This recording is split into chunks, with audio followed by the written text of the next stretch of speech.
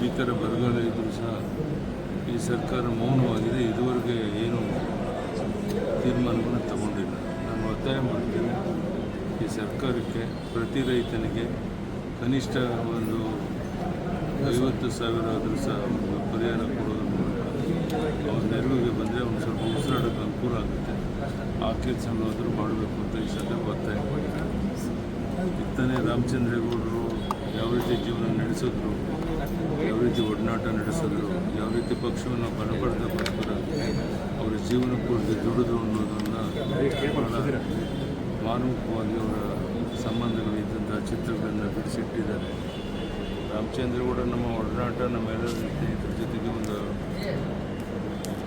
ಕಲ್ಪನೆ ಮಾಡಬೇಕಾಗಿರುವಂಥ ಒಂದು ಸನ್ಮಾನ.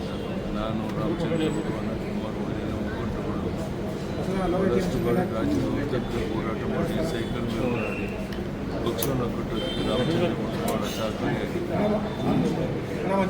ಕಳ್ಕೊಂಡಿದ್ದೇವೆ. ಇತ್ತೀಚೆಗೆ ನಾನು ಮನೆಗೆ ಹೋಗಿ ನೋಡ್ಕೊಂಡು ಅವ್ರ ಆತ್ಮಕ್ಕೆ ಶಾಂತಿ ಕೊಡ್ತೇನೆ. ಧನ್ಯವಾದ. ನಮಸ್ಕಾರ.